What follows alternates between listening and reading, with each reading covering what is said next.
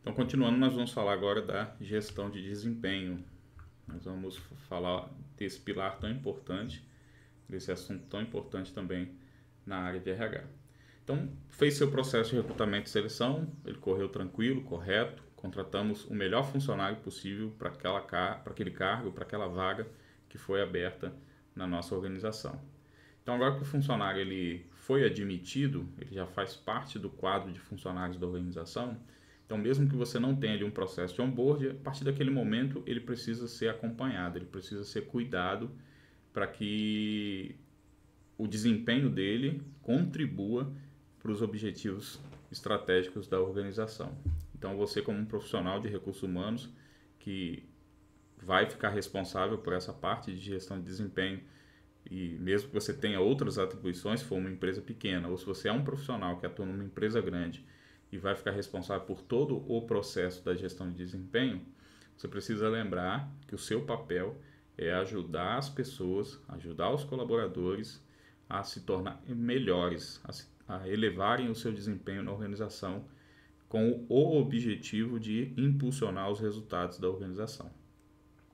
Então não é simplesmente proteger o colaborador, encher ele de treinamento e achar que não é necessário monitorar o desempenho dele e buscar sempre excelência. Pelo contrário, se você faz isso, se você só se preocupa em prover uma política de avaliação de desempenho sem uma política correta de feedback, de desligamento no caso de não cumprimento e todas as tratativas necessárias para fazer a melhoria do desempenho, né? Aquele funcionário que você já deu feedback, já apontou o caminho a seguir. E quando eu digo você, é o gestor, tá? Se é um profissional que está ligado a outro gestor, você vai monitorar isso e vai dar suporte, mas todo esse processo vai ter que ser conduzido pelo gestor. E nós, como profissionais de RH, só vamos monitorar, vamos assessorar o gestor para que ele possa fazer todo esse processo. Mas é importante que isso esteja claro.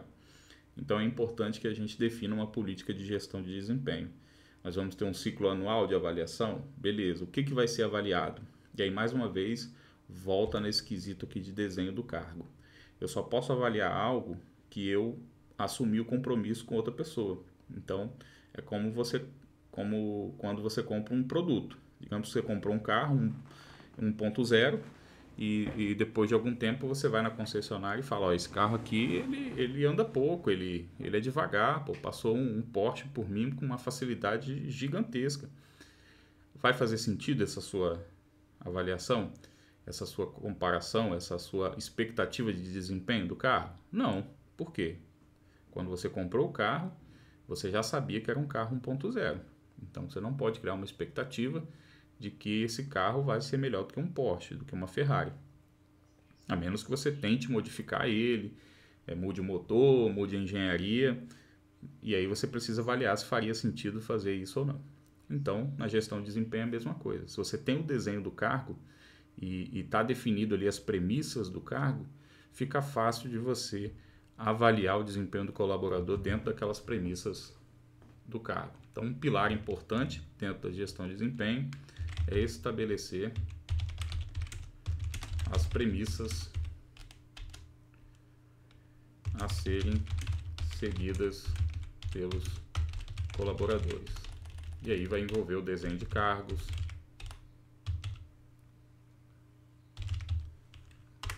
desenho dos setores e como eles contribuem para o desempenho geral da organização.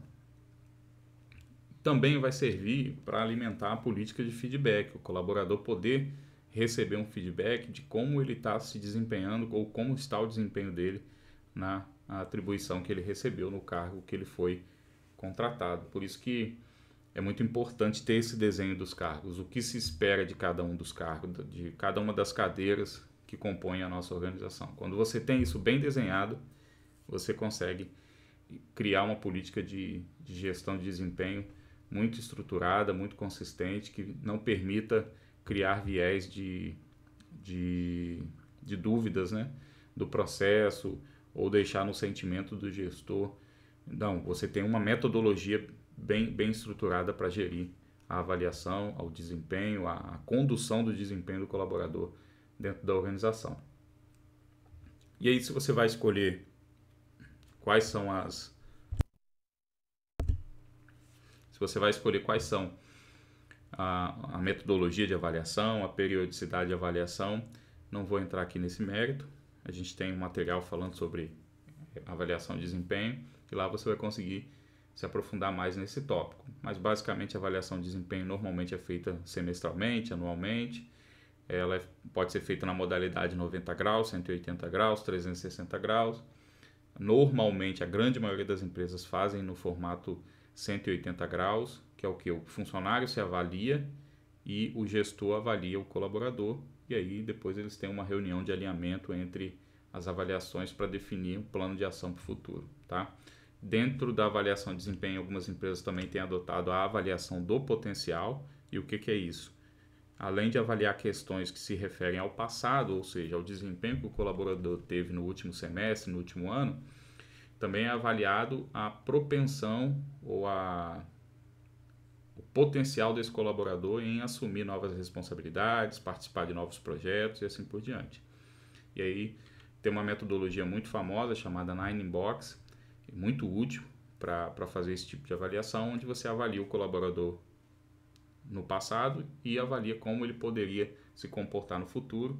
Depois junta essas informações e dentro de uma matriz você posiciona o colaborador em algum quadro, e aí ele pode, dependendo do quadro que ele está posicionado, você pode aí ter uma tomada de decisão mais assertiva, mais estratégica, já que você já identificou ali qual o cenário daquele colaborador, tá? É a matriz de Nine Box, matriz Nine Box, tá? Então, normalmente as empresas, elas, quando tem bem estabelecidas essas premissas, fica muito mais fácil gerir o desempenho, avaliar o desempenho do colaborador, gerir essa rotina de desempenho. E aí muitas empresas, como eu falei, fazem esse ciclo anual. E aí eu recomendo que você, além de estabelecer as premissas, defina a periodicidade da avaliação. Também defina os quesitos do formulário de avaliação.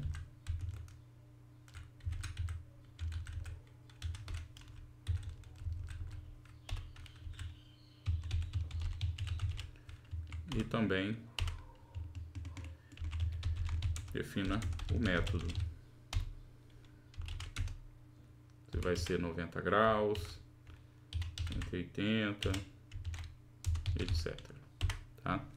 Feito isso, estabeleceu as premissas. Então vamos pegar lá o nosso exemplo do técnico de manutenção. Eu defini que o técnico de manutenção tem que abrir o OS, tem que fechar o OS, organizar o ambiente de trabalho.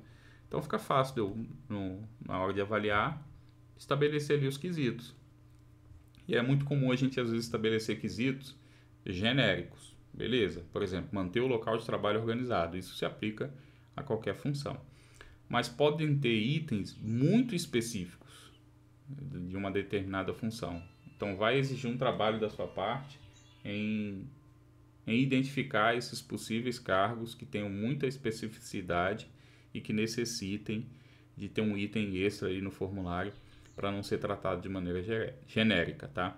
Mas comece fazendo o básico, é o que eu sempre falo. Faça o arroz com feijão e depois você vai melhorando o processo. Não espera ter tudo estruturado, tudo perfeito para começar, não. Comece com um formulário mais genérico de desempenho, fez a rotina, o pessoal se comprometeu, engajou, conseguiu fazer o ciclo completo.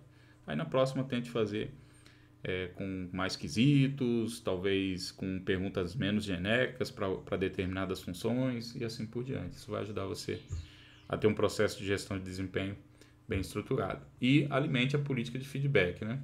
Nunca dê o feedback você como profissional de RH. Você vai participar das reuniões de feedback, mas quem tem que fazer o feedback, quem tem que fazer a gestão da pessoa é o próprio gestor da área onde o colaborador está alocado. Esse é um erro muito comum no mercado também, achar que o profissional de RH, que a gestão de pessoas é uma responsabilidade da gestão de RH, e não é. Gestão de pessoas é uma cultura que tem que ser praticada por todas as lideranças da organização. O RH é apenas um interlocutor, um facilitador desse processo dentro da organização. Então, não assuma essa responsabilidade. Eu já vi várias empresas, vários profissionais de RH, que eles fazem o feedback, eles fazem a avaliação, e às vezes já vi profissionais de RH fazendo o seguinte: ele fazia a avaliação de desempenho dos colaboradores de todos os setores, meio que fazia uma prévia e depois chamava o gestor para o gestor validar. E o gestor não foi treinado, não foi preparado, não entende o que está sendo avaliado ali, não entende o fluxo, e às vezes valida só a opinião do RH, e a mesma coisa o feedback para o colaborador, mesma coisa. Então não faça isso, não é o objetivo da gestão de RH fazer isso. O objetivo é você contribuir, você participar do processo como um mero espectador e no máximo um universitário, né? Aquela pessoa que o gestor vai consultar caso tenha alguma dúvida, e também não significa que você seja o dono da verdade. Então tenha esse cuidado e com certeza sua gestão de desempenho aí vai começar com o pé direito, tá? Próximo item que nós vamos falar é do aprendizado e desenvolvimento.